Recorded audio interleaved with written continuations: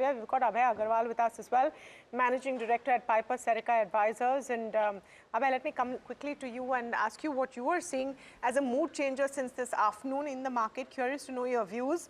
Is the street now seriously expecting a 25 basis points from Governor Das tomorrow? And then what if that doesn't happen? No, hi, Tamanna. I think clearly mood has, I think when we opened in the morning and last couple of days and this week, in fact, we saw sharp outperformance by small and mid-cap indices over the large-cap index. And I think what we are seeing today is probably a catch-up to that. And it looks like some kind of a basket buying, because this kind of sharp moves across the board comes when there is a basket buying by a large institutional investor, probably a foreign investor. So I think some of it is reversal of FPI flows, money coming back, people who were underweight on the market compared to the benchmarks, increasing their weight, portfolio weight. Secondly, I think there is a strong expectation now that there will be a 25 basis rate cut, in fact, more possible, and a guidance also from RBI that they would do whatever they need to do to make sure that economic growth comes back to its normal trajectory. So I think that is what is keeping the investors, excited and adding to their positions right now.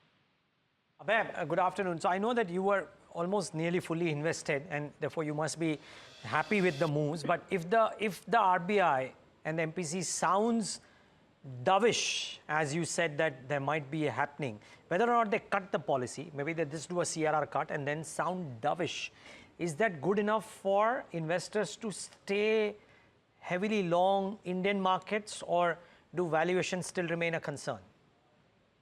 No, I think on the valuation side, I don't think we are in the aggressively overpriced zone, Neeraj. So I don't think the first worry is really about valuation. It is more to do with growth and, is there a structural problem with our growth or a cyclical problem? So if RBI comes and convincingly says that, look, yeah, we will do whatever we need to do to make sure that, the growth comes back, even if it means the deficit goes up slightly, I think that will be a good message for the market to hear.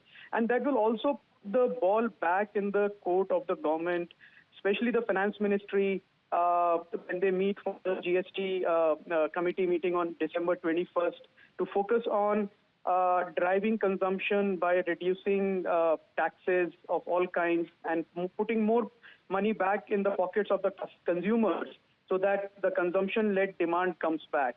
So I think once RBI is done, everybody will wait then to hear from the government, especially the GST committee meet on 21st, to see further support to growth from the government.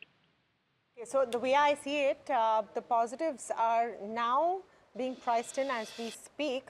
The possible negatives could be if there is perhaps a not so rosy commentary from Governor Das, if there is no sign of a rate cut, a CRR tweak, or anything in sight, maybe that could be. And if any of those slightly frightening predictions on GST or those reports on GST come true, so then those could be the possible, clouds on the horizon. But on the other side, Abhay, what do you think is working? And is this going to be a bank IT-led story, or are you seeing the mid-caps participating at some point? Yeah, I think on the bank and IT, we will definitely see some new highs being made, because both these sectors, especially banks, have underperformed. So I will not be surprised if value buyers start seeing opportunity there and some money comes back. But I think in a country like India, it's a growth market. The whole country is a growth market, and that's where you need to have the mid caps and small caps adequately represented in your portfolio, because those are the ones which will give you multi-baggers. The Infosys, TCS, HDFC banks, they will give you returns, but they will not give you the multi-bagger returns over the next 5 years that small caps and mid caps, astutely picked mid caps especially, will give you. So I think over a longer horizon, definitely the mid cap and small caps will continue to outperform the large caps in a market like India.